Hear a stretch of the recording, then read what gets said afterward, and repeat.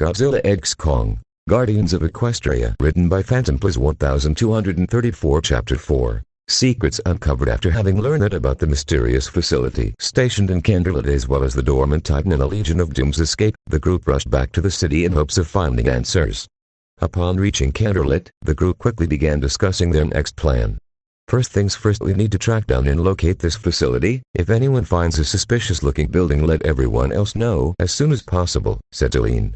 And be wary of those three villains. Everyone nodded and split up to begin their search. However, after nearly 15 minutes of no success, they decided to regroup. So no one found anything? Asked Eileen.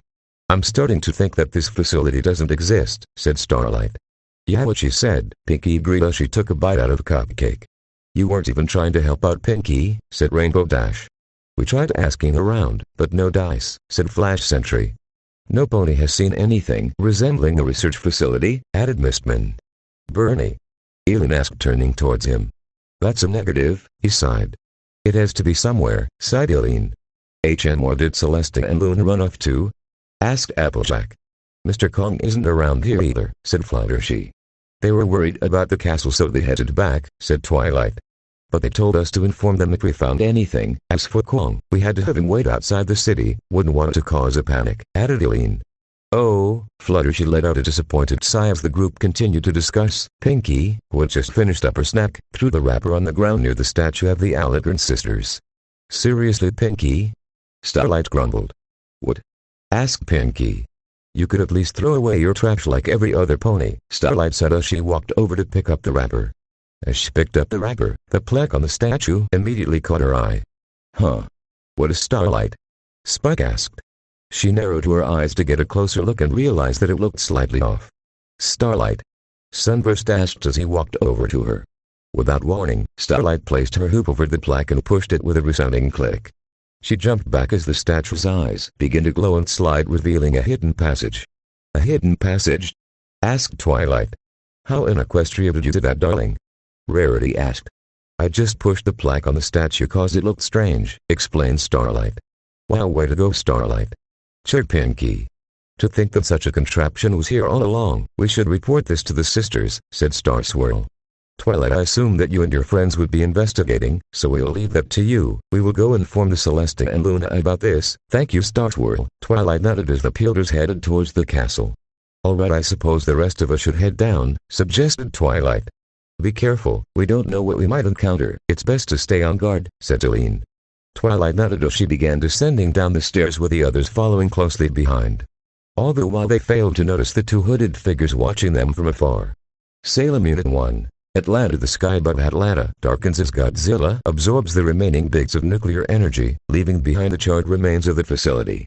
He lets out an angry roar as the nuclear energy courses through his entire body, the dorsal spines glowing in a pink hue. He snorts as he slowly makes his way towards the sea. He had already destroyed 15 of the world's nuclear facilities and was now satisfied with the power he had obtained. Now there was only one place left to go, home of Apex Cybernetics HQ, Hong Kong. Underneath Candlelit, Equestria, the doors slid open as the group cautiously stepped into the strange underground facility with Twilight in the lead. As it turns out, Eileen was right about there being a secret research facility in Candlelit. They, however, wasn't expecting it to be located underground. Who knew that something like this was underground? Candlelit, said Starlight. It's quite damp and creepy though, Rarity whimpered. They continued walking through the dark halls until they came across a door that was slightly ajar with light pouring out. Should we go in there? Asked Fluttershy. Twilight swallowed hard. She began leading the group towards the door. She pressed her face against the side and peeked inside. Doesn't look like an eye of ponies inside, said Twilight. In that case, Pinky giggles as she swings the door open and hops inside despite opposition from Twilight. The others follow Pinky's lead and find themselves standing inside a small room with a giant monitor screen illuminating the space. Underneath the screen was a desk with several computer terminals as well as stacks of books. What is this place? Asked Spike. It's like a monitoring room of sorts, said Bernie. Oh, what? Asked Rainbow Dash. The giant monitor, it must be filled with tons of information, explained Bernie. Whoever was using these terminals must have been using it to upload confidential data. Eileen walked over and began tapping away at one of the terminals. Hey, how should you really be doing that? Asked Applejack. If this thing holds confidential info, then surely they must have answers to some of our questions, said Eileen. The group gathered around as she tapped away. Wait, what's this? She clicked on a folder and opened the contents. What came up were several documents on different Titans. What the hell? Bernie mumbled. Are those Titans? Asked Starlight. Yeah, but these files were supposed to be Monarch property. Why is it here? Elin murmured. She continued to click through the files until one for the Skull Devil popped up. Oh my god, bitch, what? Bernie murmured as he walked up to the monitor. That's the thing one killed, right? Asked Twilight. Yes, Elin nodded. She closed out of the documents and continued searching through the data. Eventually she came to another file and pulled it up. They were immediately met with the Apex logo and the blueprints of a robotic monster. Oh shit, Elin cursed under her breath. That's the blueprints from Godzilla, isn't it? Bernie asked nervously. It's no doubt it, said Elin. But why is this here? What else can you find on here? Asked Bernie. She closed out of the documents and continued searching. Eventually she came across another set of files and pulled it up. What came up was an image of Gregor's Bell as well as a list of its capabilities, and a detailed analysis on the artifact. Gregor's Bell. Gasped Twilight. So whoever is running this place is somehow connected to the Skull Devil attack and also possibly the culprit that freed the 3 villains you guys mentioned, said Elin. Not only that, but they have possession of them Godzilla blueprints from Apex, added Bernie. Elin closes the document and attempts to continue investigating, but as she tries to open another document, she's greeted with a security lock. Damn, it's password protected, Elin sighs as she backs away from the monitor. Looks like that's as far as we're going to get. We haven't seen any signs of Taurik, Chrysalis, and Cozy Glow too, said Sunburst. But if this guy freed Taurik, Chrysalis, and Cozy Glow, doesn't that mean they're here in this facility somewhere? Asked Rainbow Dash. HM a sharp one, aren't you? A voice replied. The group turns towards the source of the voice as a man in a lab coat steps into the room pointing a gun at the group. Well, look what the cat dragging, he chuckled as the group slowly stepped back, the man's fiery reddish-orange eyes glaring at them. Whoa, man, now just wait a minute, said Bernie holding up his arms. The man looked towards Elin with his gun still aimed at her. Long time no see, Dr. Andrews, he chuckled. Who are you? She demanded. How did you forget about me, Dr.? The man sneered. Such a shame, I thought you were smarter than those other Monarch fools. Miss Elin, do you know this person? Fluttershy whimpered. Oh, she knows me very well, little pony, the man sneered. Or maybe it's appropriate to say that she's forgotten about me. Elin takes a closer look and freezes. No, Dr. Hawthorne? She asks. Oh, so you do remember me, he hisses. Who? Asked Spike. Dr. Tobias Willard Hawthorne, an expert cryptozoologist, ex-employee of Apex Cybernetics, and the head researcher of Monarch's Titan Division, explained Elin. He was the one responsible for collecting and gathering data on the numerous Titans and compiling them into documents for Monarch. Last time I heard, he was fired after his connections with Apex was discovered by the director of Monarch. Exactly, said Tobias. But I don't understand why are you here? Asked Elin. HMPH, you really want to know? Tobias sneered. Ever since Monarch tossed me aside, I've been coming up with ways to exact my revenge on them after you stole all my work. You don't get it, Tobias. Monarch just didn't want the public finding out that the one responsible for gathering the data on the Titans was an ex-employee of Apex after the Godzilla incident. Elin explained. Silence. Tobias hissed as he pointed the barrel of his weapon at her head. I don't want any of your excuses. I've sacrificed so much to help Monarch, but ever since my past was revealed, all anyone sees me as is a self-centered scientist that contributed to the creation of the damn robot.